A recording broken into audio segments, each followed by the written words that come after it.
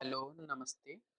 मैं अभि शुक्ला, आप सभी का स्वागत करते हैं अपने इस official YouTube channel lawn trending education में। दोस्तों, हम कल 7 फरवरी के जो भी एग्ज़ाम ये सीटेट पेपर 2 के हुए हैं, मैथ्स के, उसके कंप्लीट डिटेल सॉल्यूशन आपको हम दिए थे और उसमें हमने कुछ क्वेश्चन उम्मीदें किए थे, मतलब कि गेस किया था इस प्रकार के क्वेश्चन आ सकते हैं पैटर्न के अकॉर्डिंग। उसी प्रकार से क्वेश्चन आपके एग्ज़ाम में देखने को मिले भी हैं। तो जो लोग देख के गए होंगे उनको तो बहुत लाभ हुआ होगा और मिला लेंगे जो लोग जिनका एग्ज़ाम हो गया है कि कितना मेरा सही है। वो डिटेल एक्सप्लेनेशन के साथ मैंने दिया था। आज फिर हम वैसे ही करने वाले हैं। आपको 8 फरवरी का जो आपका पेपर 2 का 6 टू 8 वाला, इसमें मैथ्स के पेपर के कंप्लीट सॉल्यूशन आपको देने वाले हैं डिटेल के साथ। ठीक है? चलिए, स्टार्ट करते हैं हम। पहला क्वेश्चन आपके सामने है, ध्यान देंगे।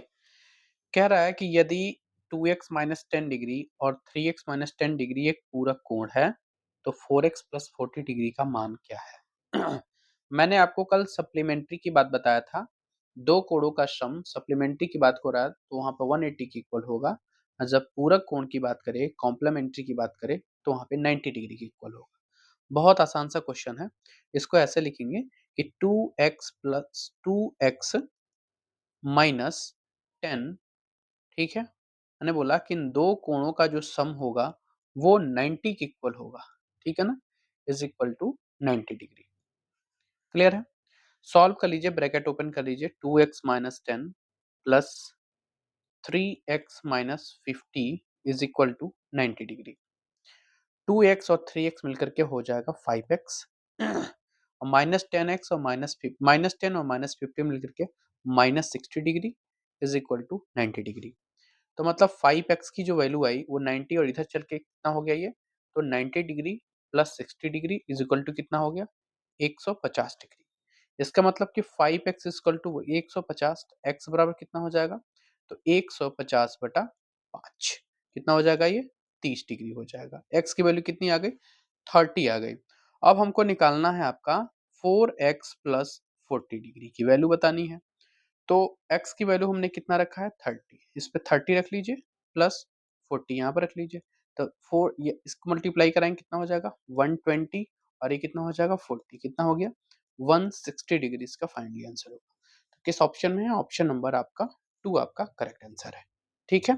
चलिए, आपको कंप्लीट पीडीएफ मेरे Telegram channel on trending education में मिल जाएगी। आप जाकर के वहाँ पे देख सकते हैं, डाउनलोड करके आप दोबारा इसके सॉल्यूशन को पढ़ सकते हैं। दूसरा क्वेश्चन भी बहुत आसान है। कह रहा है एक क्वाड्रिलेटरल एक चतुर्भुज है एबीसीडी। चलिए एक एबीसीडी हम चतुर्भुज बना लेते हैं। ठीक है, ये हमने बना लिया। A B C D. कह रहा है कि ए बी जो है वो डीसी के पैरेलल है, मतलब ये वाला इस डीसी के पैरेलल है और ए बी बराबर है सी डी की और ये वाला जो चीज है इसके बराबर है। कह रहा है तो बताना है कि इनमें से कौन सा ऑप्शन आपका सही होगा। ये बताइए क्या क्या दिया हुआ है। एंगल बी की वैल्यू 70 डिग्री दी हुई है। इसकी वैल्यू कितनी दी हुई है? 70 डिग्री दी हुई है। ये आपके क्या है? जब ये 70 डिग्री है तो एंगल सी की वैल्यू कितनी हो जाएगी? ये दोनों एक ही लाइन पे लाई कर रहे हैं और ये दोनों आपस में समांतर हैं। तो एंगल बी और एंगल जो सी होगा इनकी वैल्यू आपकी 180 के बराबर हो जाएगी। ठीक है? तो एंगल बी की वैल्यू आपकी 70 डिग्री है और एंगल सी फाइंड करना है तो मिल जाएगा कितना? एंगल सी बराबर हो जाएगा आपका 110। आपको पता है कि जब एक क्वाड्रिलेटरल है और एक एक भुजा आपकी पैरेलल है, एक भुजा बराबर है, तो इसके आमने-सामने के कोण आपस में क्या होंगे? बराबर होंगे। इसका मतलब एंगल सी बराबर कितना हो जाएगा? एंगल ए हो जाएगा। ये भी कितना होगा? 110 डिग्री होगा। वही बात आप आपकी इसकी आती है जब एंगल बी आपका 70 डिग्री है, ये भी आपका एंगल डी भी कितना हो जाएगा? एंगल डी भी आपका 70 डिग्री हो जाएगा। अब आप देख लेंगे कौन सा ऑप्शन सही दिख रहा है। एंगल ए बराबर 110 डिग्री यहाँ पे दिख रहा है और एंगल सी बराबर देख लीजिए, एंगल सी बराबर 110 यहाँ पे दिख रहा है। इसका मतलब ऑप्शन नंबर आपका सी यहाँ से करेक्ट बनता है। ठीक है ना? अब देख लीजिए, इसी प्रकार के कल क्वेश्चन आपको देखने को मिले थे। हमने इसको समझाया भी था करके, दिखाया भी था। ये देख लीजिए, ये क्वेश्चन आपका है गुणनखंड ज्ञात करना है। ध्यान दीजिएगा, इस वाले पॉइंट को ध्यान से पढ़िएगा। 4x स्क्वायर, 9y स्क्वायर और 12xy। ये 4x स्क्वायर का मतलब क्या लिख सकते हैं? 4x स्क्वायर को क्या हम 2x का होल स्क्वायर लिख सकते हैं? लिख सकते हैं ना? और वैसे ही आपको 9y² को हम क्या लिख सकते हैं? तो सर 3y का होल स्क्वायर लिख सकते हैं।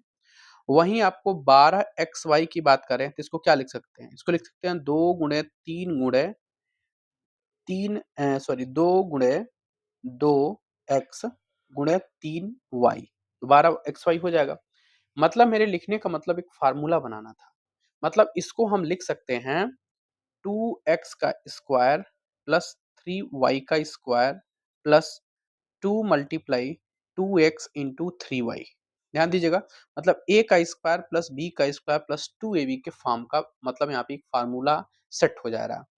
Minus 5 2x plus 3y minus 14 है। अब इसको हम क्या लिख सकते हैं? इसको हम लिख सकते हैं कि 2x प्लस 3y का होल का स्क्वायर लिख सकते हैं minus 5 2x plus 3y minus 14। अब ये बताइए इतने बड़ी चीज़ों को लेकर के हम सॉल्व नहीं कर सकते हैं। इसको क्या करेंगे हम कुछ कुछ नंबर इसके जगह पे मान लेंगे। हम मान लिए कि 2x माइनस 3y बराबर m, यहाँ पे आप मान लिए, ठीक है ना? इसको मान लिए हैं आप कि 2x माइनस 3y बराबर m। इसको हम लिखेंगे हम m का स्क्वायर माइनस 5m माइनस 14। अब इसका क्या करें आप गुणनखंड कर दें। तो इसका जो गुणांक है, इसका जो आपका कोएफ़िशिएंट है 1 है और ये आपका 14, तो 14 को 1 से मल्टीप्लाई कराएँगे 14, इसका मतलब 14 को ऐसे पार्ट में 2 पार्ट में तोड़ें, जिनको या तो ऐड कर दें या तो माइनस कर दें तो 5 आए।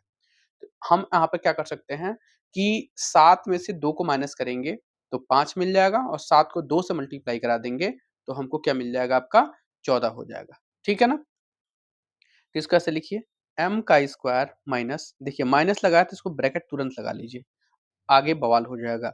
इसको इसको लिख सकते हैं आपका 7m minus 2m bracket close minus 14। अब यहाँ पे लिख सकते हैं m का स्क्वायर माइनस 7m। अब ये ब्रैकेट ओपन होगा तो ये माइनस की जगह पे ये वाला चीज़ क्या हो जाएगा? चेंज हो जाएगा। माइनस की वजह से ये चीज़ हो जाएगा प्लस 2m माइनस 14। क्लियर है? अब आइए यहाँ पे सॉल्व कर लेते हैं। ये हो जाएगा, इन दोनों जगह से हमारा क्या कॉमन मिल रहा है? इन दोनों जगह से हमारा m कॉमन मिलेगा, तो यहाँ पे केवल m बच जाएगा और यहाँ से 7m की जगह पे केवल 7 बच जाएगा। यहाँ से दोनों जगह से हमारा क्या कॉमन मिल रहा है? प्लस 2 कॉमन मिल रहा है क्योंकि 2 यहाँ से निकल गया, 2 यहाँ से निकला तो यहाँ पे केवल m बचा और यहाँ पे देखिए प्लस कॉमन निकला है तो माइनस ही तो बचा और यहाँ पे 7 बच गया। फिर दोबारा गुणनखंड में क्या होता है? यहाँ से दोनों जगह से m-7 कॉमन कर लेंगे और यहाँ पे बच जाएगा केवल m और ये हो जाएगा +2। अब आप किसी भी इक्वेशन में रख के देख लेंगे m की वैल्यू जो यहाँ पे रखे हैं और वैल्यू सैटिस्फाइड करा लेंगे। चलिए हम दोबारा देख करके चेक कर लेते हैं। ये है m-7, पहले वाले इक्वेशन में हम रख के देखते हैं। पहला वाला जो गुणनखंड है इसका एक पार्ट m-7, m की वैल्यू कितनी रखनी है हमको? 2x minus 3y। क्या रखनी है? 2x minus 3y minus 7। कहीं लिखा है? कहीं नहीं है, तो ये वाला चीज़ तो नहीं हो पा रहा है। अब इसको लिखेंगे m+2, m+2। ध्यान दें, m की वैल्यू कितनी है? तो 2x माइनस 3y और ये कितना हो जाएगा? +2 है, ठीक है? +2, 2x plus 3 2x minus 3y, 2x minus 3y। कहीं गड़बड़ हुआ है? मेरे ख्याल से आंसर इसका यही होगा, ऑप्शन नंबर आपका ए। एक बार रीचेक कर लीजिए दोबारा। यहाँ ध्यान दीजिएगा, यहाँ पे प्लस है, हम यहाँ पे हर जगह माइनस करते हुए आए हैं। यहाँ पर प्लस होगा, ठीक है? यहाँ पर प्लस होगा, ये भी प्लस होगा और ये चीज़ हो जाएगी माइनस, ठीक है ना? ये चीज़ हो जाएगी आपकी माइनस। m कॉमन ले लिए यहाँ पर, ये हो जाएगा m+7 और यहाँ पर माइनस कॉमन लेंगे, माइनस, इसको हम दोबारा कर ले रहे हैं, ये हो गया माइनस, तो ये हो जाएगा m+7, ठीक है ना? तो m+7 और ये हो जाएगा m, ये हो जाएगा -2। अब आप किसी भी इक्वेशन में रखकर देख लीजिए। मेरे ख्याल से अब यहाँ पर आपका ये वाला तो +7 तो नहीं हो पा रहा है। 2x दोबारा हम देख ले रहे हैं यहाँ पर। आप किसी इक्वेशन में रखकर चेक कर सकते हैं आप। ये वाला इक्वेशन मिल गया ना आपको? चलिए हम पहले इक्वेशन में आकर देख लेंगे। क्या है आपका कि m+7 है। m की जगह पे हम क्या रखेंगे? m की जगह पे रखेंगे 2x माइनस 3y। कहीं दिख रहा है 2x माइनस 3y? मेरे ख्याल से ये तो है ही नहीं है, ये कहीं नहीं है। दूसरे में देखेंगे m-2, ये है 2x minus 2x plus 3y है ना, ये प्लस 3y और ये है आपका -2। मेरे ख्याल से इक्वेशन नंबर 1 में आपका सैटिस्फाइड हो गया। ठीक है? चलिए आगे चलते हैं क्वेश्चन नंबर 34 पे। ये क्वेश्चन कह रहा है कि ये प्रेक्षण जो हैं ये आरोही क्रम में लिखे हुए हैं और इन आंकड़ों का आपको मध्यिका बताना है और इन्हीं आंकड़ों का आपको माध्य बताना है। ठीक है? तो आप पहली बात देखेंगे नंबर कितने हैं। तो 1, 2, 3, 4, 5, 6, 7, 8, 9, 10। इसका मतलब n बराबर 10 है जो इवन नंबर है। तो हम क्या करते हैं कि जो सबसे मिडिल वाले 2 नंबर होते हैं, उन दोनों का माध्य निकाल देते हैं, वही आपकी मध्यिका हो जाती है। तो 2 माध्य कौन-कौन से हैं? ध्यान देंगे। ये वाले हैं ना, a और a+3 मतलब कि a+a+3/2 ये मध्यिका है और मध्यिका हमारी दी हुई है कितनी? तो 61.5। ये हो जाएगा 2a+3 बराबर इसको क्रॉस मल्टीप्लाई कराएँगे, तो ये कितना हो जाएगा? 5 दूना 10 हासिल 1, 2 कन्ने 2 1 3 और 6 दूना 12। ठीक है? मतलब 123 हो गया। तो 2a बराबर कितना हो जाएगा? ये 3 इधर चला गया तो 120 हो गया। a बराबर हो गया 60। जब a बराबर 60 हो गया, तो मिडिल के दोनों नंबर निकल गए कि नहीं निकल गए? तो अब ये 2 नंबर निकल गए, मतलब इसके जगह पे हमारा 60 हो गया और इसके जगह पे हमारा 63 हो गया। अब सभी नंबरों को आपस में आप क्या कर देंगे? जोड़ देंगे। जब आप सभी नंबरों को आपस में जोड़ेंगे, मतलब कि 28, 31, 47, 51 और a की जगह पे 60, a+3 की जगह पे 63, 71, 74, 78 और 90 इन सबको जोड़ेंगे आप। इन जो जोड़ने के बाद से जो आपका नंबर आएगा वो आएगा 593। ठीक है? और आपको माध्य बताना है, तो माध्य कैसे निकालते हैं? पूरे नंबर को जोड़ लिया जाता है और देखते हैं कितनी फ्रीक्वेंसी मतलब नंबर ऑफ टर्म कितना है। तो नंबर ऑफ टर्म कितना है? 10 है। इसकी वैल्यू कितनी आएगी? 59.3 आएगी, जो किस ऑप्शन में दिया है? ऑप्शन नंबर 3 में दिया है। ठीक है? चलिए, अगला पॉइंट है, ये आपका पेडागोजी का क्वेश्चन है। ध्यान देंगे, जो इंग्लिश वाले इंग्लिश पढ़ सकते हैं। एक विद्यार्थी है, उसको निम्नलिखित संख्याओं को अवरोही क्रम में लिखने के लिए कहा गया। अवरोही क्रम का मतलब क्या होता है कि बड़े से छोटे की तरफ जाना है, बड़े से छोटे की तरफ। उसके बाद कह रहा है कि विद्यार्थी ने क्या उत्तर दिया? ध्यान दें, -150, -20, 0, 23, 46। क्या ये उत्तर सही दिया है कि गलत दिया है? ये उत्तर अवरोही क्रम में नहीं दे करके ये आरोही क्रम में दे दिया है। मतलब इसको नंबरों का ये चीज़ तो पता है, अवधारणा तो समझ में आ रहा है कि ये माइनस वाले सबसे जो ज़्यादा होंगे वो सबसे कम होते हैं। मतलब नंबरों की अवधारणा के बारे में उसको समझ है, लेकिन वो गलती कर लिया है कि उसको आरोही क्रम में उसको व्यवस्थित कर दिया है। तो ये इसकी त्रुटि है और ये पूर्णांकों को क्रम में लगाने की अवधारणा को समझ लिया है, किंतु आरोही क्रम में व्यवस्थित करके एक त्रुटि की है। बिल्कुल ऑप्शन नंबर आपका ए सही है। अब आते हैं क्वेश्चन नंबर 36 की तरफ। 36 का क्वेश्चन कर रहा है कि दो परिमेय संख्याओं का जो गुणनफल है वो -40/3 है। उनमें से एक संख्या है वो -5/2 है। दूसरी संख्या का व्युत्क्रम x है, तो इस वाली की वैल्यू बतानी है। चलिए हम दूसरा संख्या मान लेते हैं हमारा m है और दो संख्याओं का जो गुणनफल है, तो पहला संख्या हमारा m है और उनमें से एक संख्या आपकी दी हुई है -5/2 और इसका जो गुणनफल है -40/3 दिया हुआ है। -40 से इसको उड़ा लीजिए, इसको इससे काट लीजिए, 8 बार में हो गया। इसका मतलब m की जो वैल्यू हो गई वो 16/3 आ गई। m की वैल्यू 16/3 आ गई। अब जो m है वो कह रहा है कि दूसरी संख्या का व्युत्क्रम x है, मतलब दूसरी संख्या यही आई है ना, और इसका जो व्युत्क्रम होगा क्या होगा? इसका व्युत्क्रम 3/16 होगा, जो हमारी किसकी वैल्यू होगी? x की वैल्यू होगी। व्युत्क्रम x है, ये x हो गया। तो हमको बताना है 8x प्लस 2 सही 1/4। 8 को मल्टीप्लाई करा लीजिए x से, तो ये हो जाएगा 3/16 प्लस 4 दूना 8 एक 9/4। इसको आप काट लेंगे 3/2, मतलब 3/2 प्लस 9/4। इसको आप लिख सकते हैं, इनको हर को 2 से मल्टीप्लाई करके बराबर करा लीजिए। तो ये हो जाएगा 6/4, ये हो जाएगा 9/4। इसको आप 15/4 लिख सकते हैं। 15/4 को आप क्या लिख सकते हैं? तो आप लिख सकते हैं 3 सही 3/4। 4 3 12, 3 15/4, जो कि हमारे ऑप्शन में दिख रहा है, ऑप्शन नंबर 3 में। मैं समझ पा रहा हूँ, आप सबको समझ में आ रहा है? प्लीज़ समझ में आ रहा है, प्लीज़ एक बार सेशन को लाइक ज़रूर कर दें। चलिए, अगला पॉइंट बहुत अच्छा क्वेश्चन है आपके सामने। ये क्या कह रहा है?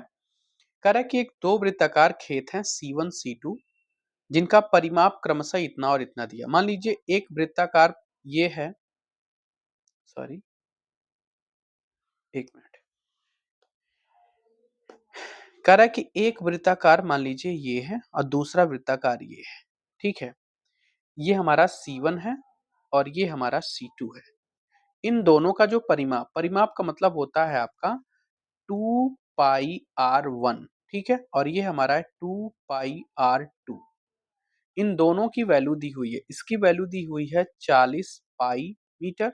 तो पाई से पाई कैंसिल कर दो, 2 से 40 को कैंसिल कर दिए 20, मतलब R1 की जो वैल्यू आ गई वो 20 मीटर आ गई। वहीं इसकी जो वैल्यू दी हुई है 96 पाई मीटर दी हुई है। इसको इससे काट लीजिए, 2 को इससे काट देंगे तो ये हो जाएगा आपका, ये 96 या ध्यान दीजिएगा 48 हो जाएगा। इसका मतलब दूसरे की जो त्रिज्या आ गई वो 48 आ गई। ध्यान देंगे अब। तीसरे खेत की जो त्रिज्या क्या होगी यदि इसका क्षेत्रफल C1 और C2 के क्षेत्रफल के योग के बराबर है। इसका मतलब C1 का क्षेत्रफल C2 के क्षेत्रफल जो है वो C3 के क्षेत्रफल के बराबर है। यही बात बोल रहा ना? तो C1 का क्षेत्रफल कितना हो जाएगा? पाई R1 का स्क्वायर, और ये कितना हो जाएगा? ये पाई R2 का स्क्वायर। और जब तीसरे को मानेंगे तो इसको मानेंगे पाई R3 का स्क्वायर। हर जगह से पाई कॉमन लेंगे तो पाई R1 का स्क्वायर, ये होगा R2 का स्क्वायर, ये पाई R3 का स्क्वायर। पाई से पाई क्रॉस कर लीजिए। R1 की वैल्यू 20 है, 20 का स्क्वायर करेंगे तो 400 हो जाएगा। R2 की वैल्यू 48 है, ठीक है? वहीं पे हम कहेंगे कि 48 का आप स्क्वायर करने जाएंगे तो 48 का स्क्वायर कितना बनेगा? आप बताइए। ये बनेगा 2304। कितना? 2304 बराबर R3 का स्क्वायर। इन दोनों को आप जोड़ लीजिए। 400 और 2304 को जोड़ेंगे तो ये हो जाएगा 2704 बराबर R3 का स्क्वायर, ठीक है? स्क्वायर को इधर लाएंगे तो ये अंडर रूट में हो जाएगा। इसका मतलब R3 बराबर कितना हो जाएगा? 2704 को अंडर रूट में रखेंगे। ये किसका स्क्वायर आपको देखने को मिलता है? ये देखने को मिलता है 52 का। इसका मतलब तीसरे की जो वृत्त होगा उसकी जो त्रिज्या होगी वो 52 मीटर की होगी। कितने मीटर की होगी? 52 मीटर की, जो हमारे ऑप्शन नंबर 2 में करेक्ट है, ठीक है? अब आते हैं हम आपको 38 नंबर की तरफ। अच्छा क्वेश्चन है। कह रहा है कि जो घड़ियां वो किस संख्या प्रणाली पर आधारित होती है? क्या दशमलव प्रणाली आपको देखने को मिलता है क्या घड़ी में? बिल्कुल नहीं। द्विआधारी मतलब बाइनरी नंबर आपको देखने को मिलते हैं 210 इस प्रकार के, 110 करके, ये भी नहीं देखने को मिलता है। क्या हेक्साडेसिमल प्रणाली देखने को मिलती है? कारक है खास टिक मतलब सेक्सोजेसिमल प्रणाली देखने को मिलते हैं बिल्कुल। 60 मिनट का अंतराल आपको देखने को मिलता है, बस 60 वाली चीजें चलती हैं। 60 मिनट बराबर 1 घंटा, 60 सेकंड बराबर 1 मिनट, ठीक है ना? इस प्रकार की देखने को मिलती है, तो उसको बोलते हैं शास्त्रिक मतलब कि सेक्साजेसिमल प्रणाली को देखने को मिलती है। तो ऑप्शन नंबर आपका फोर्थ सही है। अब अगला क्वेश्चन आते हैं 39 की तरफ। कह रहा है कि इसमें बताना, इसको मैंने कल बताया भी था तरीका कि कैसे बताना कि आपको समकोण त्रिभुज की भुजाएं हो सकती हैं, ठीक है? हम आपको सबसे पहले हम लास्ट वाले ऑप्शन से लेके चलते हैं। चलिए, मैंने बोला था जिसमें जो सबसे बड़ी जो संख्या होगी वो वही आपकी क्या होगी? हाइपोटेनस होगी। तो सबसे बड़ी संख्या आपकी 50, इसका हाइपोटेनस है। तो हमने बोला बताया था जब समकोण त्रिभुज की बात करते हैं तो ये आपका हाइपोटेनस होता है, ये बेस होता है, ये एल्टीट्यूड होता है, जिसको हम आपका, ये बेस का मतलब कि ये बेस होता है, आधार होता है, ये कर्ण होता है और ये क्या होता है? लंब होता है। तो यही होता है ना एच का square plus B square plus A का स्क्वायर, यही होता है ना भाई, यही होता है। तो इसका मतलब 50 का स्क्वायर का मतलब कि हम 2500 होगा। इसका मतलब जो 2500 होगा इन दोनों के स्क्वायर के सम के बराबर होगा। तो 14 का स्क्वायर हमारा 196 होता है, और वहीं पे हम 48 की बात करते हैं तो 48 का स्क्वायर कितना होता है? तो जो 48 का स्क्वायर होता है वो होता है 2304। कितना होता है? 2304। इन दोनों को जोड़िए, कितना हो रहा है? इन दोनों को जोड़ने पर 6 4 10, 9 0 1 10 का 0 हासिल 1, 3 और 1 4 और 1 हासिल 5 और 2 का 2। इसका मतलब 2500 और 2500 के बराबर होगा। इसका मतलब ये राइट एंगल टेंगल बना सकता है। ज़ाहिर-सी बात, और कोई ऑप्शन होगा ही नहीं, आप चेक कर सकते हैं। कोई भी उठा करके आप चेक कर लीजिए। मैं आपको पहला चेक करके दिखा दे रहा हूँ। इसमें सबसे बड़ी संख्या क्या है? बीच में है 400, इसका मतलब हाइपोटेनस है, तो जो 400 होगा। इन दोनों के सम के बराबर होना चाहिए स्क्वायर के। ये 144 हो गया और 18 का 324 हो गया। क्या 324, 144 400 के बराबर है? बिल्कुल नहीं है, तो ये तो होगा नहीं। वैसे ये भी नहीं होगा। इस प्रकार से आपको समकोण त्रिभुज निकालने के लिए सिखाया जाता है। कि ये तुमको त्रिभुज का ये जो पेयर दिए हुए हैं, नंबर दिए हैं, है कि नहीं। चलिए, ये आपका पेडागोजी का क्वेश्चन है, 40 नंबर। ध्यान दीजिए। कह रहा है कि दी गई समस्याओं को वो कौन सी समस्या की प्रकृति में अंतः विषयता है। कह रहा है जो दी गई आकृति में कितनी सममिति रेखाएं हैं। आप अपना नाम लिखिए और प्रत्येक अक्षर में जहां संभव हो सममिति रेखाएं खींचिए। बिल्कुल, यही अंतः विषयता आता है। ऑप्शन नंबर आपका 2 इसका सही है। 41 नंबर क्वेश्चन ध्यान दीजिए, ये मैथमेटिकल स्टम में है थोड़ा क्वेश्चन। कह रहा है कि ए और डी दो बिंदु रेखाखंड बीसी के एक ही ओर स्थित दो बिंदु इस प्रकार है। मतलब मान लीजिए एक रेखाखंड है ये बीसी, ठीक है। एक रेखाखंड है आपका बीसी, इसके मान लीजिए एक तरफ कोई आपका एक पॉइंट दोनों दोनों तरफ एक ही है, ठीक है ना। मतलब ये मान लीजिए ए है और ये मान लीजिए डी है, दोनों एक ही तरफ है। तो इसको मिला दीजिए, हम इसको ऐसे मिला दें और इसको हम ऐसे मिला दें, मिला दिए। कह रहा है कि ए बी बराबर 5 सेंटीमीटर, ये 5 सेंटीमीटर, ए सी बराबर, ए सी यानी यहाँ से लेकर के यहाँ तक ये है 8 सेंटीमीटर, और बी डी बराबर भी 8 सेंटीमीटर, वहीं सी डी बराबर दिया है 5 सेंटीमीटर, ये 5 सेंटीमीटर हो। तब बताना, ये बताओ ये वाली जो साइड है, ये वाली जो साइड है इस वाली साइड के बराबर हो गया, ये वाली जो साइड है इस वाली साइड के बराबर हो गया नहीं। दो साइड आपस में इक्वल हो गए कि नहीं हो गए, और तीसरी साइड भी आपस में इक्वल हो रही है, क्योंकि ये 8 8 के इक्वल, ये 5 5 के इक्वल है कि नहीं। और ये देखो BC बराबर ये 4, तो तीसरा आपस में बराबर होगा, ये 4 हो गया। इसका मतलब कि ये ट्रिपल एस से आपका बराबर हो रहा है। ट्रिपल एस से कांग्रुएंसी दिख रही है किसकी, तो ए बी सी, ध्यान दीजिएगा इस फिगर में ए बी सी जो है, और ये आपका डी सी बी, ये दोनों आपस में क्या है, कांग्रुएंट है। किससे कांग्रुएंट है, ये तीनों साइड से, मतलब साइड साइड साइड से आपके कांग्रुएंट है। ऑप्शन नंबर थर्ड आपका सही है। ये क्वेश्चन भी हम कल बताए थे। कह रहा है कि a प्लस बी की वैल्यू दिया है, ए बी बराबर इतना दिया है, a माइनस बी बताना है। तो हमने कहा था यदि आप a माइनस बी का होल स्क्वायर लिखते हैं तो इसको लिखेंगे a प्लस बी के होल स्क्वायर माइनस 4ab के बराबर होता है। ये है, मैंने प्रूव भी करके बताया था। इनको आप तोड़ेंगे तो -2ab होगा, इनको तोड़ेंगे तो +2ab होगा, जिसमें से -4ab घटा लेंगे तो आपको बराबर हो जाएगा। चलिए a माइनस बी हमको बताना है। a प्लस बी की वैल्यू 17/6 है, ये 17/6 का स्क्वायर माइनस 4, और ए बी की वैल्यू आपकी है 2, 2 रख लिए। 17 का स्क्वायर करेंगे तो 289 होता है, और ये होता है 6 6 के 36 माइनस 8, ठीक है। नीचे 1 लिख लेंगे। इसको आप सॉल्व करेंगे तो 289 माइनस इसको 36 को इससे मल्टीप्लाई कराएंगे तो 36 बटे कितना होता है 36 बटे कितना होता है, तो 36 बटे होता है आपका 288, ठीक है ना। नीचे कितना हो जाएगा 36, इसको आप माइनस करेंगे तो 1/36 होगा कि नहीं होगा।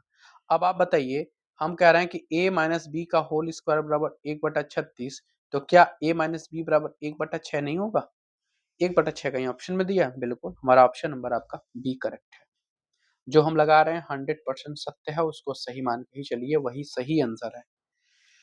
एक वस्तु ए को 382.50 रुपए बेचने पर रेनू को 15% की हानि होती है, और वस्तु बी को 616 रुपए में बेचने पर 12% का लाभ होता है।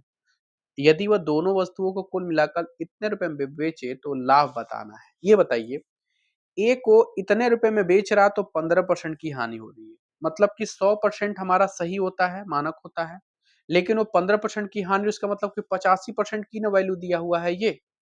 इसका मतलब कि ये 85% की वैल्यू 382 रुपया 50 पैसा दिया हुआ है। तो 100% की वैल्यू कितनी होनी चाहिए, तो 382.50 भागा 85 गुणे 100 होनी चाहिए।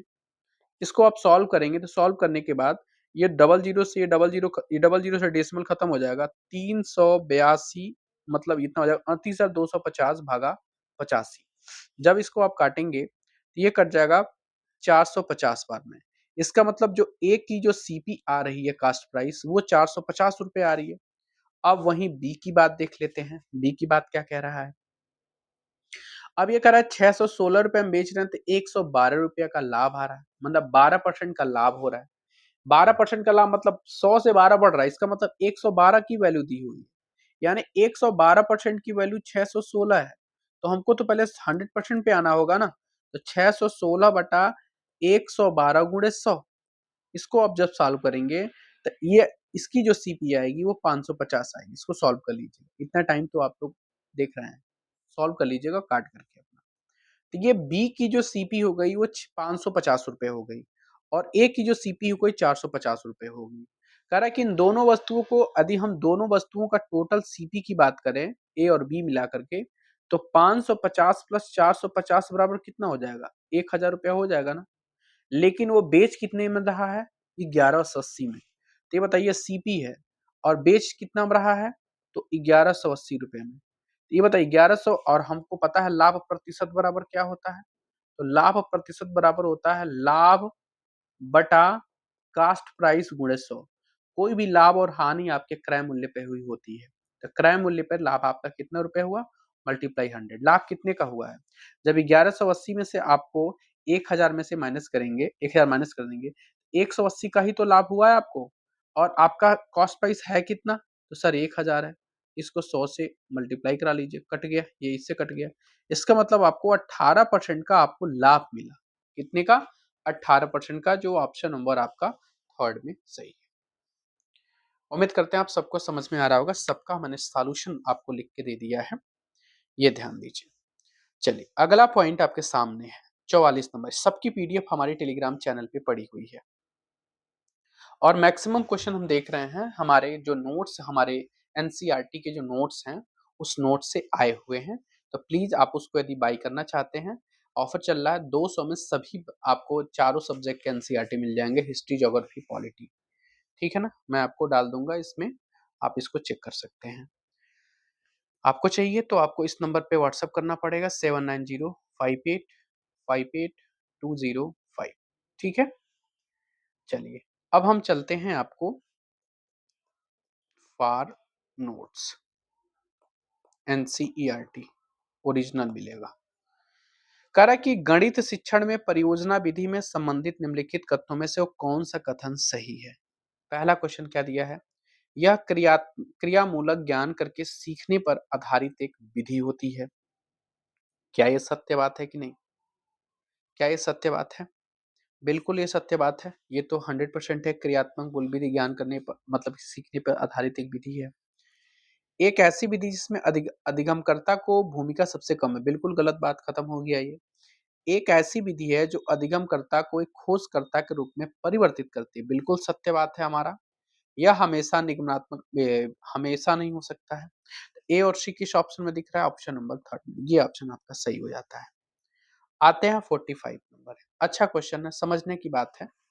एक स्विमिंग पूल है जिसको तरल ताल का नाम दे रहा है, जिसकी लंबाई, चौड़ाई, गहराई, इसका मतलब कि वो क्यूबिक के फॉर्म में है। ठीक है, मतलब कि एल की वैल्यू 20 है, बी की वैल्यू 15 है, और एच की वैल्यू, गहराई का मतलब कि इसकी जो हाइट हो गई वो 4 है। ये सारे मीटर में दिए हुए हैं। ठीक है, आपको बताना है इसके फर्श नीचे वाले और इसके दीवार पर 42 रुपए प्रति मीटर स्क्वायर की दर से प्लास्टर करवाने में लागत कितनी होगी। हमको ये बताइए, जब चारों दीवारों का पुताई करनी होगी तो फर्श छोड़ दिया जाता है, चारों दीवारों का जो क्षेत्रफल निकालेंगे, तो चारों दीवारों का क्षेत्रफल, ठीक है, चारों दीवारों का क्षेत्रफल और प्लस इस फर्श का क्षेत्रफल, इस फर्श का क्षेत्रफल, इसको निकाल करके और उसको आराम से 42 से मल्टीप्लाई करा देंगे, क्योंकि ये तो निकलेगा। एक एक मीटर स्क्वायर का हम निकाल रहे हैं, और 42 मीटर स्क्वायर का 42 रुपए प्रति मीटर स्क्वायर से बताना, तो मल्टीप्लाई करा देंगे। चारों दीवारों का क्षेत्रफल क्या होता है, 2L+B/H, ये होता है फॉर्मूला इसका।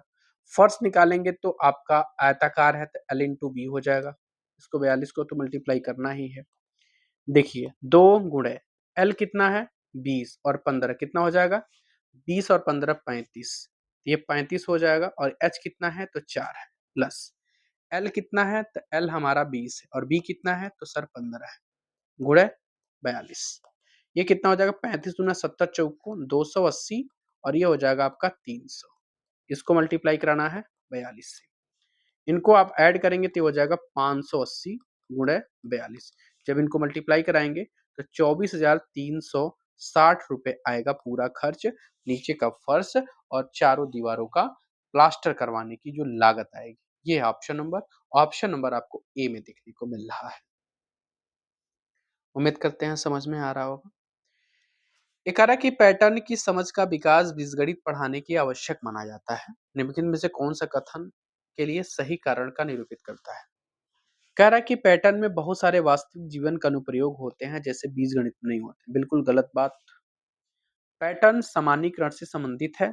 पैटर्न बनाना रचनात्मक मानसिकता को बढ़ावा देता है। ये तो हटा दीजिए, माइंडसेट बिल्कुल खराब है, क्रिएटिव माइंडसेट। पैटर्न तुलनात्मक रूप से आसान है। ये भी हम कंपैरेटिवली किसी को ईजियर नहीं कर सकते। हमारे अनुसार इसका जो ऑप्शन होना चाहिए, ऑप्शन नंबर 2 होना चाहिए, सामान्यीकरण से संबंधित है। अगला पॉइंट है कि निम्नलिखित में से वो कौन सा रचनात्मक आकलन का या इसके लक्ष्य हैं? आकलन को अध्यापन का एक हिस्सा बनाना, ठीक है? और आकलन को अध्यापन का एक हिस्सा बनाना, ये रचनात्मक आकलन का एक लक्ष्य हो सकता है कि नहीं हो सकता है? तो ये आकलन का मेरे ख्याल से हिस्सा तो हो सकता है। ऑप्शन नंबर ए, बच्चों को श्रेणीबद्ध और उसका स्थान नियोजित करना, ये तो नहीं होगा बिल्कुल। कह रहा है कि बच्चों को प्रतिपुष्टि प्रदान करना, मतलब कि बच्चों को फीडबैक, मतलब कि providing feedback to the children, children को बताना कि आपने अच्छा किया, मतलब कि providing feedback to the children, मतलब कि चिल्ड्रन को फीडबैक प्रोवाइड कराना। तो बिल्कुल ये सत्य बात है, ये रचनात्मक आकलन दे सकता है, इसलिए हम आएंगे थर्ड ऑप्शन में, ए और सी में, option number third. 48 number question क्या कह रहा है कि वो कौन सा कथन है वो सत्य है? कोई भी संख्या कभी भी अपने वर्ग से, देखिए ये थोड़ा सा बहुत ही टिपिकल पॉइंट के सारे पॉइंट हैं, ध्यान दीजिए कि क्वेश्चन को हम लोग को समझाने की कोशिश करेंगे। कह रहा है कि कौन सा कथन सत्य है?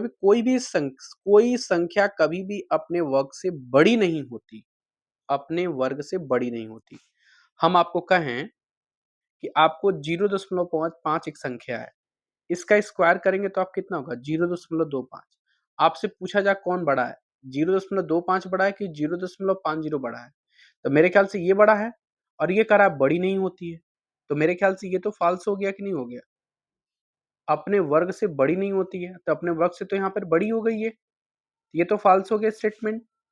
ये तो सत्य ही नहीं हुआ, तो इसका मतलब ये वाला ऑप्शन खत्म, हटा दें हम। सभी ऋणात्मक संख्या अपने घनों से बड़ी होती हैं। मतलब यदि हम मान लीजिए कोई ऋणात्मक संख्या ले लें -2, इसका जो घन ले लें तो -2 का यदि हम घन कर रहे हैं तो ये -8 होगा। अपने घरों से बड़ी नहीं होती हैं, अपने घनों से बड़ी होती हैं, बिल्कुल। यदि मान लो कोई ऋणात्मक संख्या बड़ी ही तो होगी उससे, क्योंकि जितनी जो ऋणात्मक संख्या बड़ी होती है वो उतनी छोटी होती है। मतलब -8 और -2 में देखा जाए तो -2 हमेशा बड़ा होगा, -8 छोटा होगा। कोई भी नंबर -3 रख के देख लीजिए, -3 का क्यूब करेंगे तो -27 होगा। इसमें सबसे पूछा जाए बड़ा कौन है?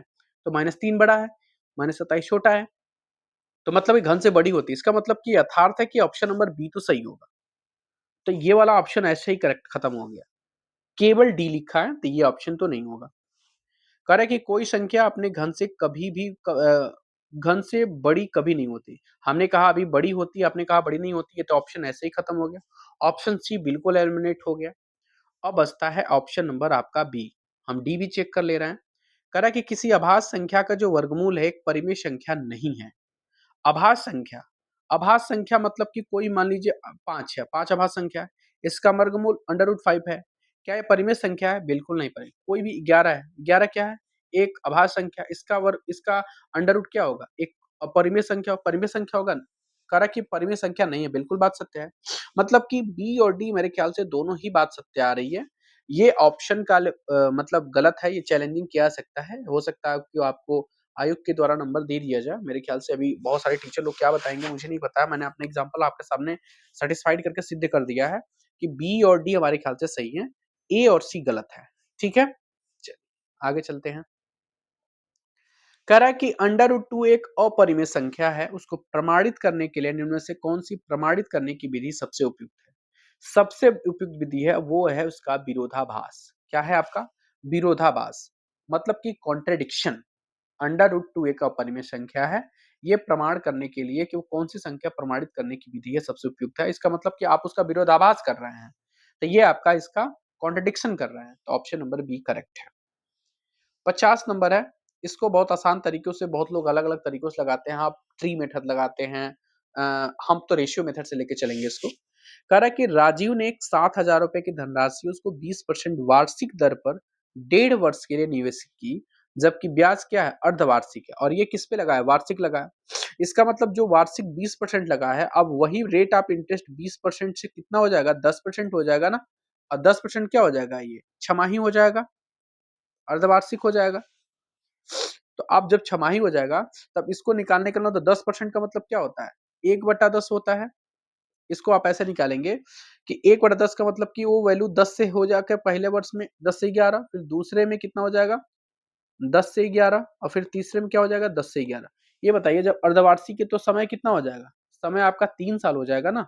1.5 वर्ष से आपका 2 गुना हो जाएगा ना, क्योंकि 6-6 माह में 6-6 मंथ में देखा जाएगा तो 1.5 दूना 3 हो जाएगा। इसका मतलब कि टाइम पीरियड 3 बार लेंगे हम। तो 10 से 11, 10 से 11, 10 से 11, इसको क्या करेंगे? 10 दाम में 100 दाम में 1000 और 11 गुणे 11 गुणे 11 का मतलब 1331।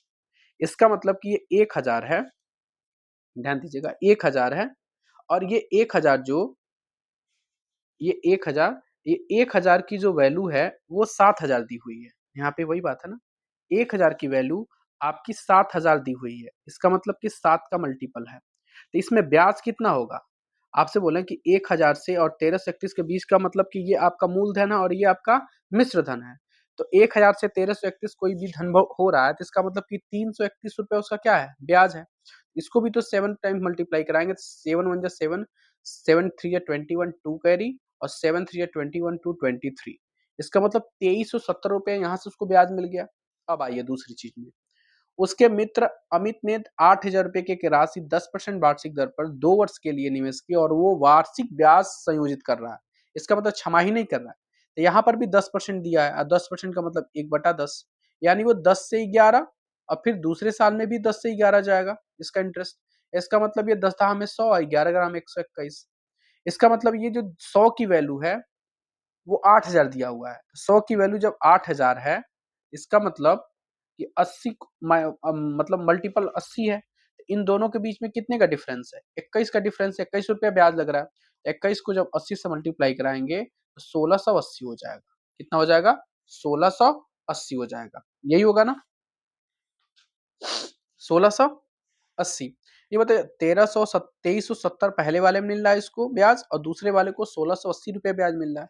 तो परिपक्वता पर राजीव द्वारा प्राप्त ब्याज और अमी द्वारा प्राप्त ब्याजों में अंतर, मतलब दोनों का डिफरेंस, मतलब 2370 में से हम 16 को 80 को माइनस करेंगे तो ये 7, 11 में 60 जा 3 और 12 में से 6 जा 6, कितना आ रहा है?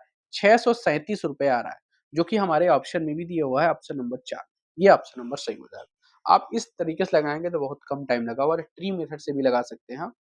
तो उस वहां से भी लग सकते हैं, फार्मूले से भी लगा सकते हैं, कोई दिक्कत नहीं है, जिसको जिसमें आपको आसान लगे।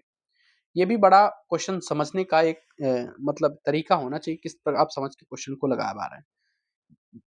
दे रहा है क्वेश्चन, ये एक चार्ट दिया हुआ है आंकड़ा पाई चार्ट में, जनवरी फरवरी मार्च अप्रैल मई जून, ठीक है। बेचे गए कंप्यूटरों की संख्या इतना इतना इतना इतना इतना। कह रहा है कि उन त्रिज्य खंडों के केंद्रीय कोणों में क्या अंतर होगा जो मार्च और जनवरी में बेचे गए कंप्यूटरों की संख्या को दर्शाते हैं। ये बताइए जब त्रिज्य खंड की बात करेंगे तो कोई भी वृत्त होगा वो वृत्त कंप्लीटली क्या दिखाएगा? वृत्त कंप्लीटली 360 डिग्री दिखाएगा कि नहीं दिखाएगा? इसका मतलब ये कंप्लीट 360 दिखाएगा ना, 360 डिग्री। इसका मतलब कि 360 डिग्री जो दिखा रहा है वो इन टोटल का सम दिखा रहा है। इसका मतलब 500 प्लस 700 1200, इन सबको आप ऐड करेंगे तो सबको आपको ऐड करने के बाद आपका जो आएगा वो कितना आएगा? ये आएगा 4500। कितना आएगा? 4500। मतलब जनवरी फरवरी मार्च अप्रैल मई जून इन सबका कंप्यूटर की संख्या 4500 है, जिसकी वैल्यू आपकी 360 है। आप इसको आप ऐसे कर लीजिए, 360 है, 360 डिग्री। तो हम कह रहे हैं आपको बताना है कि यदि हम एक कंप्यूटर की संख्या की बेचे की बात करें तो 360 बटा 4500 होगा कि नहीं होगा? लेकिन आपको बताना है कि फरवरी और जनवरी में बेचे गए कंप्यूटरों की संख्या को दर्शाते हैं। तो फरवरी और जनवरी में और इनमें अंतर बताना है। तो मार्च कहाँ है? 840 और मार्च और जनवरी कहाँ है? 500। 840 में से 500 को माइनस करेंगे कितना हो जाएगा? 840 में से 500 को माइनस करेंगे तो 340 होगा। कितना होगा? 340।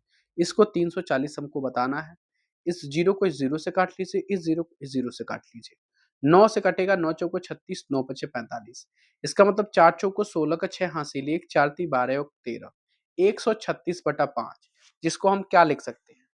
इसको लिख सकते हैं 5 दूना 10, 3 हासिल 36 हो जाएगा, 5 सत्ते 35, 5 दूना 10। इसका मतलब 27.2 डिग्री होगा मार्च और जनवरी में बेचे गए कंप्यूटरों की संख्याओं में अंतर। यानी यहाँ ऑप्शन नंबर आपका फोर्थ सही है। अब ये कह रहा है कि एक्स वाई जेड क्रमशः त्रिभुज के आधार वाले पिरामिड, मतलब ये जो पिरामिड है वो आपका किस प्रकार का शेप है? ट्रेंगुलर है। ध्यान देंगे, ये ट्रेंगुलर है, इस प्रकार की ये ट्रेंगुलर है। ठीक है। आपका जो एक्स वाई जेड का मतलब कि इसको हम एक्स को हम क्या मानेंगे? एक्स हमारा क्या है? एक्स हमारा फलक है। ठीक है।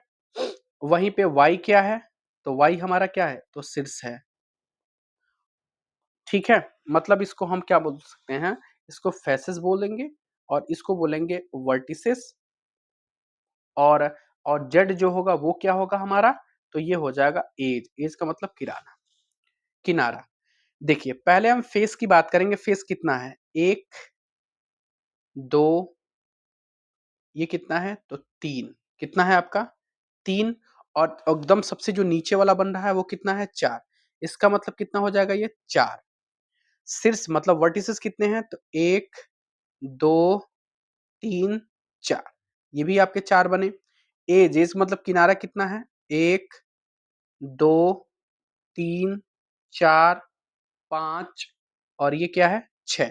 इसका मतलब 6 आपके ये बन रहे हैं। अब आप क्या करेंगे? किसी भी ऑप्शन में उठा करके आप इसको रख के चेक कर सकते हैं क्या उसकी वैल्यू सेटिस्फाइड करा देगी। हम इसी ऑप्शन में सबसे पहले हम चेक करके दिखाते हैं आपको। ये है 2x, x का मतलब 4, तो इसको 4 से मल्टीप्लाई करा लीजिए, प्लस 3, y की वैल्यू कितनी है? 4, तो इसको 4 से मल्टीप्लाई करा लीजिए, माइनस 2, z की वैल्यू कितनी है? 2, 2 से मल्टीप्लाई करा लीजिए और ये 8 के बराबर आनी चाहिए। तो 4 दूना 8, 4 तिहाई 12 और ये क्या है? सॉरी 6 है ना ये, तो 6 दूना 12, 12 से 12 कट गया, बराबर 8। ये 8 बराबर 8 आ गया कि नहीं आ गया?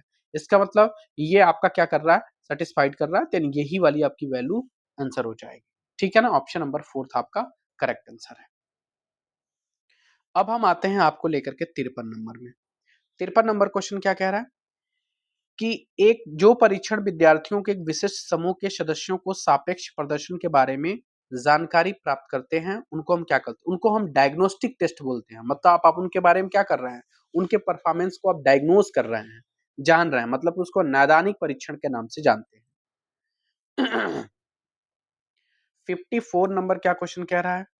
54 नंबर कह रहा है, ध्यान दें, 54 नंबर कि आधारभूत अवधारणाएं जैसे आकृतियां, परिमाप, क्षेत्रफल, बहुभुजों की जो विशेषताएं हैं, इनका परिचय देने के लिए निम्नलिखित में से कौन सी प्रभावी शिक्षण अधिगम सामग्री है? तो ये दिए थे जियो बोर्ड साहब।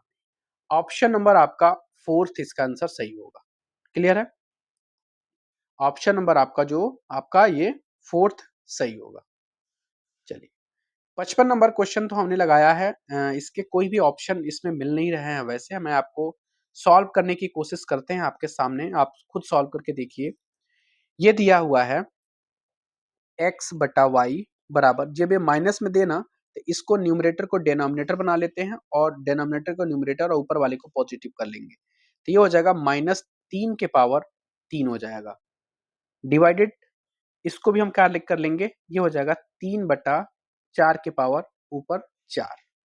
सॉल्व करिए, x बटा वाई बराबर 3 तरीके 9 तरी 27 -27 होगा और भाग के जगह पे गुणा कर लेंगे। बात फिर वही आ गई 4/3 की। तो 4/3 को हम क्या लिख सकते हैं? चार, इसको हम क्या करेंगे, ये 4 बार है ना, तो 4 चौको 16, चौको 64, 64 चौको होता है 288। तो इसको क्या हम यहाँ पे लिख सकते हैं क्या? इसको ऐसे डायरेक्ट 288 लिख सकते हैं और 3 तरीके 9 तरी 27 तियां 81 लिख सकते हैं। इसको काटेंगे आप तो 27 तियां 81, यानी x बटा वाई की वैल्यू हम बात करेंगे तो -288/3 हो जाएगा। यही होगा। कितना होगा? मेरे ख्याल से ये होगा। हाँ, 4 चौको 16 ये ओह सॉरी, हमने नंबरिंग गलत कर दिया था यहाँ पर। फिर दोबारा करते हैं, x बटा वाई बराबर ये हो जाएगा आपका माइनस 3 के पावर, इसको 3 लिखेंगे और इसको क्या लिखेंगे आप, इसको डायरेक्ट गुणा कर लीजिए और इसको लिख लीजिए आप 3 बटा 2 के पावर माइनस 4। तो इसको लिखेंगे, ये हो जाएगा माइनस 27 मल्टीप्लाई, जब माइनस इसको प्लस बनाना है, ये हो जाएगा फिर से 2 बटा 3 के पावर 4। ये हो जाएगा माइनस 27 गुणे 2 को 4 बार मल्टीप्लाई कराना है, तो 2 दूना 4 दूना 8 दूना 16 हो जाएगा और नीचे 3 तरीके 9 तरी 27 तिहाई 81 हो जाएगा। इसको काटेंगे आप तो 3 बार में कटेगा, ये हो जाएगा माइनस 16 बटा 3, किसकी वैल्यू हो गई, x बटा y की वैल्यू हो गई। अब आइए आपको इस इक्वेशन में रख देना है, x बटा वाई की जगह पे माइनस 16/3 और ये हो जाएगा प्लस, तो प्लस लिखेंगे और y बाई एक्स लिखेंगे, तो ये हो जाएगा 3/16, माइनस लिखेंगे क्योंकि माइनस यहाँ पर प्लस माइनस माइनस हो जाएगा। इसके ऊपर हम -1 लगाएंगे, मल्टीप्लाई y बाई एक्स लिखा है, तो y बाई एक्स का मतलब क्या हो जाएगा कि 3/16 और इसके ऊपर भी इनवर्स है। इनवर्स तो आपको समझाया ही है, इनवर्स का मतलब कि नंबर ऊपर इंटरचेंज हो जाता है, लेकिन आपको समझाना है एक-एक लाइन मुझे। देखिए 16 3 को आप एलसीएम मत लीजिए, इसको क्रॉस मल्टीप्लाई करा लीजिए और नीचे वाले को आराम से मल्टीप्लाई करा लीजिए, 48 हो गया नीचे।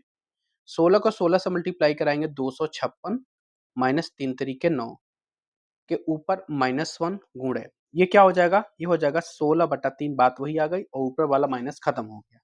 मैंने पलट दिया इसको, माइनस 256 और 9 ऐड करेंगे कितना हो जाएगा, 9 6 15 265 हो जाएगा। ये माइनस में होगा, नीचे 48 हो गया, ऊपर के पावर -1 ही लगा है, गुणे -16/3 हो गया। इसको दोबारा करने की कोशिश करिए फिर से, ये -1 दिया, इसका मतलब ऊपर वाला 48 ऊपर चला जाएगा, 265 नीचे चला जाएगा, यही होगा ना, 265 नीचे चला जाएगा और ये चीजें माइनस में ही रहेंगी, मल्टीप्लाई -16/3, माइनस से माइनस को क्रॉस कर लेंगे, खत्म हो गया। 3 को 16 से मल्टीप्लाई करा लेंगे, तो 16 को 16 में मल्टीप्लाई कराएंगे 256 हो जाएगा और ये हो जाएगा 265। 256/265 किसी भी ऑप्शन में मेरे ख्याल से नहीं दिख रहा है, तो ये ऑप्शन तो बिल्कुल ही आपका गलत है। ये चैलेंज 2 क्वेश्चन तो हम चैलेंज वाला देख लिए, जो ऑप्शन आपका गलत दिया गया है। देख लीजिएगा, मेरी बात से सही होगी, आप आएगा तो देख लीजिएगा। ये बेलन है, बेलन की जो ऊंचाई दी हुई है, ठीक है, बेलन की ऊंचाई दी हुई, उसके आधार की त्रिज्या उसकी त्रिज्या के 3 गुने के बराबर है। मतलब यदि हम आधार की त्रिज्या की बात करें, मान लीजिए हम कहें कि आधार की त्रिज्या हम मान ले रहे हैं r है, तो उसकी बेलन की जो ऊंचाई कितनी हो जाएगी, तो 3r हो जाएगी कि नहीं हो जाएगी। और ये कह रहा है इसके आधार का क्षेत्रफल 616 है। बेलन का आधार का क्षेत्रफल का मतलब सर्कुलाकार होता है ना, इसका मतलब उसका क्षेत्रफल पाई आर स्क्वायर होता है, तो पाई आर स्क्वायर की जो वैल्यू है वो 616 दी हुई है। कितनी दी हुई है, 616। इसको 22/7 लिखेंगे, गुणे आर का स्क्वायर बराबर 616, 11 से काटे, 11 पचे 55, 11 छके 66, 11 दूना 22, इसको इससे काट लीजिए, तो ये हो जाएगा आपका 28। इसका मतलब आर स्क्वायर की वैल्यू 28 गुणे 7 हो जाएगा, जिसको हम 4 गुणे 7 या फिर 7, ये आर स्क्वायर की वैल्यू हो जाएगा। इसका जब हम स्क्वायर करेंगे, आर केवल आर की वैल्यू रखेंगे तो ये पेयर बना लेगा, इसकी वैल्यू 2 हो जाएगी और इसका पेयर बन गया तो केवल 7 हो गया। इसका मतलब आर की वैल्यू 14 मिल गई, कितना मिल गई, 14। अब आपको क्या बताना है, आपको बताना है कि बेलन की धारिता, धारिता का मतलब उसका हम वॉल्यूम निकालेंगे, उसका आयतन निकालेंगे। तो बेलन का आयतन क्या कहता है, बेलन का जो आयतन होता है वो होता है पाई आर स्क्वायर एच, ठीक है। और आप जान रहे हैं कि जो पाई आर स्क्वायर है, यहाँ पर पाई आर स्क्वायर ऑलरेडी दिया हुआ कितना, 616, इसको हम 616 एज इट इज रख देंगे, दोबारा सॉल्व करने की कोई जरूरत ही नहीं है, वही बात है। और एच की जो बात है वो 3r है और r की वैल्यू 14 निकला है, इसको हम 3 गुणे 14 की बात कर सकते हैं कि नहीं, तो 616 गुणे 14 तिया 42 कर लेंगे। इसकी जो वैल्यू आएगी वो 25,872 आएगा। ये किस में आएगा, ये लीटर में आएगा, लेकिन पूछा किस में है, ये सर ये मिलीलीटर है, ठीक है ना। और ये बात आपका लीटर में बताना है तो ये हो जाएगा 1000 से भाग देंगे तो 25.872 ml होगा। ऑप्शन नंबर किसमें दिख रहा है? ऑप्शन नंबर ए करेक्ट है। ये ध्यान दीजिएगा। अब इसको क्या करना आपको थोड़ा आसान है ये। अंडर रूट में है 543, उसको क्या करेंगे आप इसको गुणनखंड विधि से इसको सॉल्व करते जाएंगे, ठीक है ना। इसको सबसे पहले देखिए 4 3 7 5 12 3 से मल्टीपल से कट जाएगा ये। तो ये देखिए 500 आपको करके दिखा दे रहे हैं। 5043 को पहले 3 से भाग दीजिए, 16 बार में जाएगा। 2 4 3 बटे 24, 3 एकड़ 3, इतना बार में कट गया। ये किससे कटेगा? ये कटेगा 41 टाइम। 41 का स्क्वायर ही है ये, तो 41 ये हो गया और ये हो गया 41। इसको मतलब हम लिख सकते हैं, क्या लिख सकते हैं? तो ये लिख सकते हैं इसको, ध्यान दीजिए, इसको आप लिख सकते हैं 3 गुणे 41 41, ठीक है, मल्टीप्लाई। इसको क्या लिख सकते हैं? 2 गुणे 2 पचे 10 पचे 50, इसको ऐसे लिख सकते हैं, ये तो आसान है। 32 को क्या लिख सकते हैं? 2 गुणे 2 गुणे 2 गुणे 2, 2 दूना 4 दूना 8 दूना 16 और दूना 32, ठीक है, मल्टीप्लाई।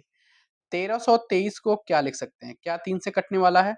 तो ये है 3 2 5 3 8 1 9, 3 से कट जाएगा। तो 3 चौको 12, 1 3 चौको 12, 3 एकम 3, 441 किससे कटेगा?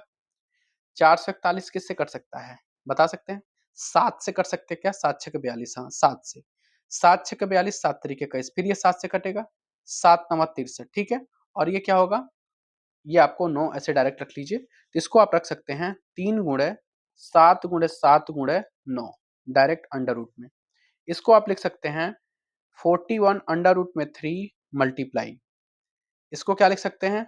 5 अंडर रूट में 2। नीचे क्या लिख सकते हैं? इसका पेयर बन गया, इसका पेयर बन गया। इसका मतलब कि 4 अंडर रूट 2। और इसको देखिए, ये देखिए इसका पेयर बन गया तो 3 बाहर आ गया, और ये 7 3 सते 21 बाहर आ गया। अंडर रूट में कितना बच गया? 3। अंडर रूट से 3 से अंडर रूट 3 कट गया। अंडर रूट से 2 अंडर रूट 2 कट गया। ऊपर बच गया आपका 5 चौको 20, नीचे बच गया 8। इसको काट लीजिए। सॉरी 20 नहीं है ये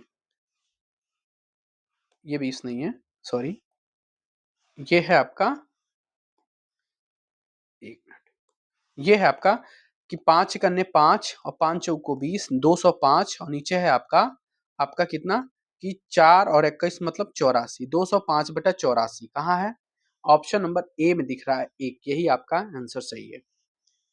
अब आते हैं हम आपको 58 नंबर लेकर के। 58 नंबर क्या क्वेश्चन कह रहा है? ये कह रहा है कि वस्तुओं की छूट पर की अवधारणा शिक्षा के अंतर्गत एक शिक्षिका एक लोकल मार्केट के भ्रमण की योजना बना सकती है। इसका सबसे उपयुक्त कारण क्या है? उपयुक्त कारण क्या है कि यह विद्यार्थियों को सेल से संबंधित विभिन्न विज्ञापनों को देखने के लिए और दुकानदारों के से इनके अभिकलन पर चर्चा के लिए एक अवसर प्रदान करेगी। बिल्कुल सत्य बात है ये, अभिकलन प्रदान करेगी।